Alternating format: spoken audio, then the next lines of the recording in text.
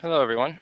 I'm sorry that I have to be gone today, but we're going to continue on forward anyway. So yesterday we completed section 1.4 in the book, which was on operations with complex numbers.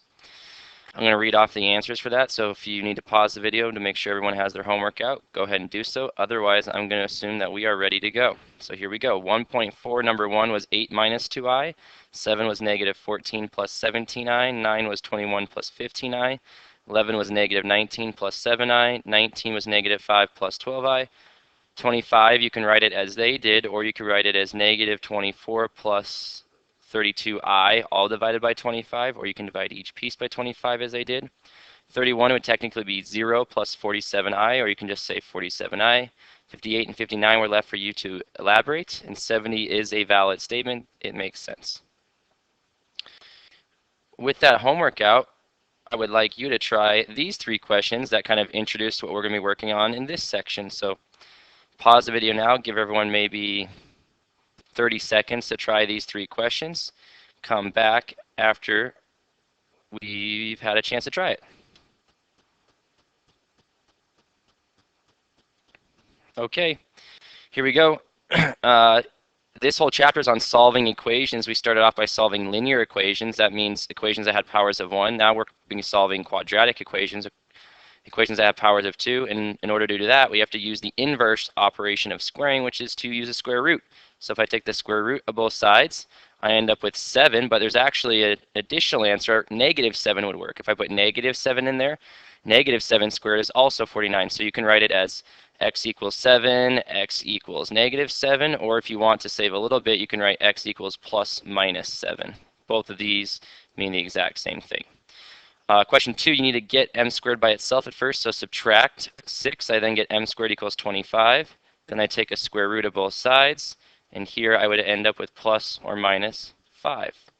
Here I take a square root, I need the square root of negative 9, which means I need 2 numbers that multiply together that are the same number that make negative 9. And before the last section, we would have said no solution. There's no real answer because there is not. There is no real number that I can multiply by itself and make the number 9 because either it's 2 positives which make a positive or 2 negatives which make a negative. But now we've learned about imaginary numbers, so we could say x equals plus or minus 3i. The reason why that works, let's check 3i. If I take 3i and square it, I end up with 3 squared and I squared.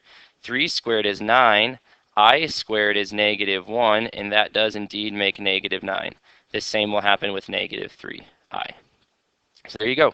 There's our 3 answers that kind of introduce what we're working on in this section. To start, you need your homework out, or not your homework, your note packet out to section 1.5, day 1. It's kind of a bigger section, so we're splitting it into 2 lessons. Today we're going to be solving by taking square roots and using a different tool. So 1.5 day 1 notes out to start. The first vocab word for the day is quadratic equation. Quadratic equation is an equation in the form y equals ax squared plus bx plus c. If you haven't heard this before, it might seem strange that we use the prefix quad to describe an equation that has a power of 2. The reason why is because when the Greeks were studying these shapes, they were studying quadrilaterals, and the Greeks were always concerned with the most perfect of every shape, and the most perfect quadrilateral is a quadrilateral that has equal sides, and we call an item that has equal sides a square. And so that's why we call squared equations quadratic equations. In later chapters, we will graph a variety of these. However, a good portion of them can be done by finding the x-intercepts, which are the x values that make y equal 0.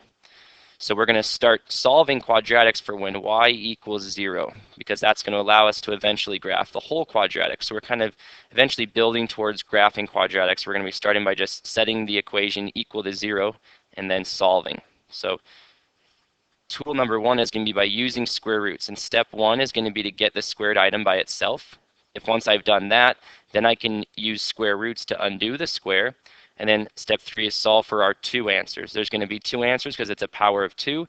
If you graph these items, they make parabola shapes, and when you graph these, parabola shapes, they typically have 2 x-intercepts. So that's why there's going to be 2 answers.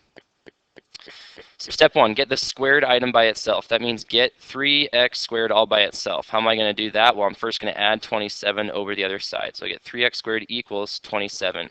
I still don't have the squared item by itself. I need to divide by 3. Divide by 3.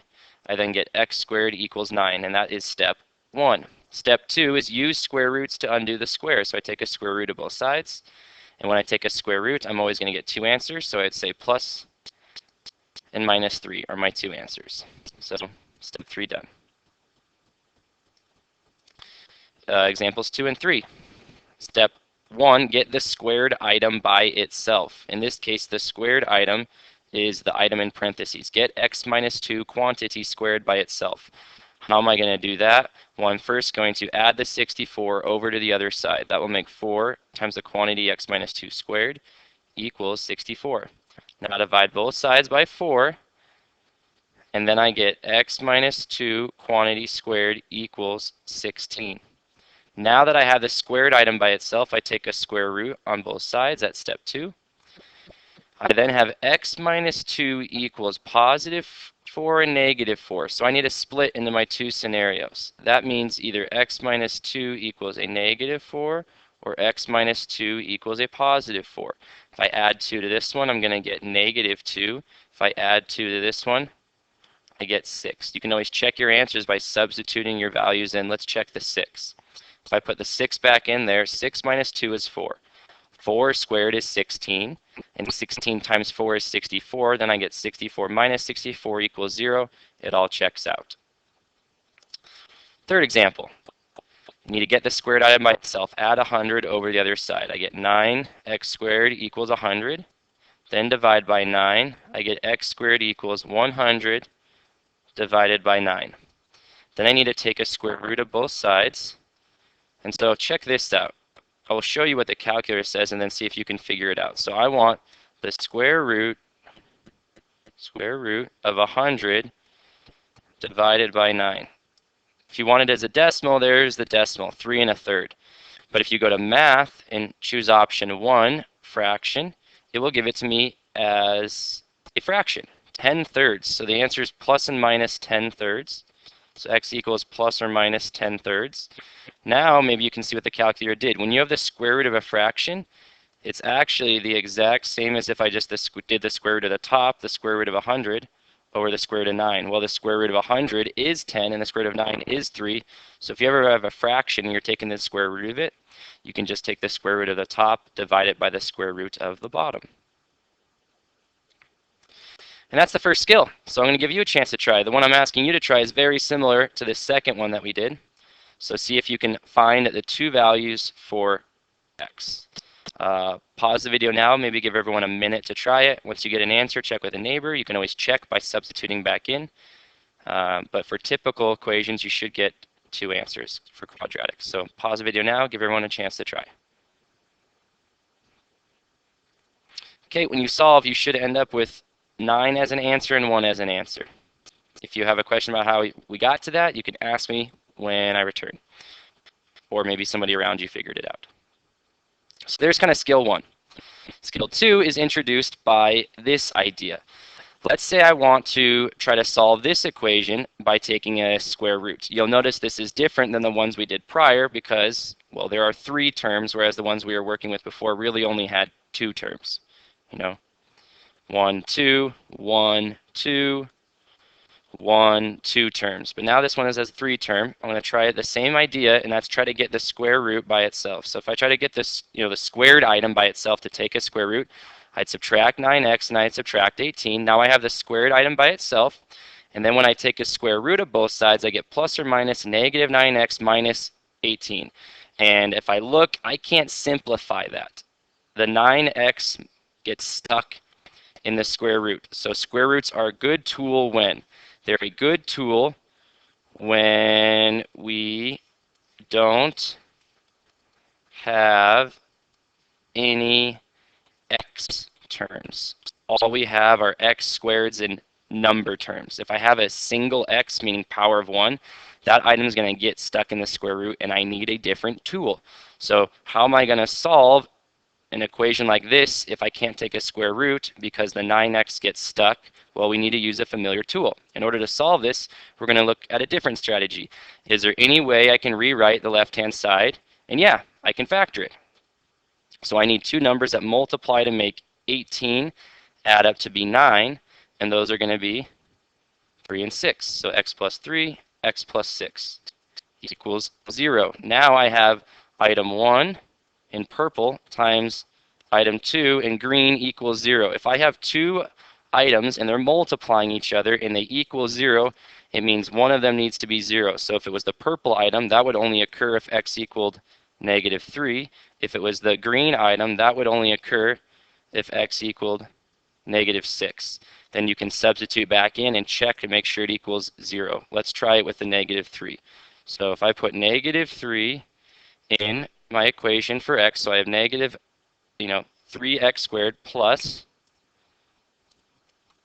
9 times -3 plus 18. When I substitute -3 in there, I get 0. You can do the exact same thing for -6 and it will work. We're going to try it again. What if I only have two terms? Well, if I only have two terms, but still one of them is an x, that's going to get stuck. I need to solve by factoring. This is greatest common factor factoring. I need to divide out the biggest number I can. The biggest number I can factor out of 3 and -15 is 3. Then I need to do the same thing for the variables. The most amount of x's I can divide out of x squared and x is a single x. In parentheses, I need to write what's left behind. 3 dividing out of 3 is a 1 left behind. X squared, if I divide out an x, is an x. -15 dividing out of 3 will make a -5, and this doesn't have any x's left, so it looks like that. If I kind of clean it all up, I'm even going to put parentheses around the first one just to make it look like the two terms that it is. It looks like this. Now I have item 1 times item 2 equals 0. What would make this one be 0? A lot of people say -3, but 3 times -3 doesn't make 0. It makes -9. This will only be 0 if x equals 0. Second one's a little easier to do. It will be 0 if x equals 5. Third one. Recall, I can only use this strategy if one side equals 0. I need one side equal to 0, so I need this side equal to 0. I'm going to get it equal to 0 by subtracting 4 from each side. Then I'll have 2x squared plus 7x. I can't combine these terms. That's not going to make 3x because those aren't like terms, so all I can do is write -4 equals 0. Now I'm going to try to factor it. So I can't divide a 2 out of everything. I know that this first part is going to be a 2x and an x, and I know that this last part is going to be either a 4 and a 1 or a 2 and a 2 because it needs to multiply to be a -4. So I know one has to be positive, one has to be negative, and it has to add up eventually to make 7. If you try enough of the combinations, you'll find that it's +4 here and -1 there. Why does that work? 2x times x is 2x squared. 2x times the +4 at 8x's minus 1x makes the 7x's. So it's all good. Then I go solving. I know either the blue thing or the green thing is 0. The green one's easy. That's if x equals 4. The blue one takes a little bit of work. I know this has to equal 0, so I know 2x minus 1 has to equal 0. Then I just solve for x. Add the 1 over. 2x equals 1. Divide the 2, and I get a half. So my two answers are 1/2 or 4 would be the values for x that would make the statement equal to 0 or the original statement equal to 4. Synonymous. I'm going to give you a chance to try. Same ideas. Maybe pause the video for maybe 2 minutes would probably be enough time for this. So the first one's greatest common factor factoring, just like the first one we did here. Second one, you need to get one side equal to 0 to start. So pause the video now. Give everyone maybe 2 minutes to try it. This will be our last segment for the day. And then unpause it once everyone's had a chance to try. You want to see what the answers are. Okay, here we go. The very first one, you should have found the two answers were 0 and -2/3 or -0.6 repeating if you did it as a decimal. The other one, you'll find the answers are -4 and -6. And that is it for 1.5, day 1. If you want to check your answers as you're working, I'll show them right here. You could just leave the video paused at this point. Thank you very much and have a good day.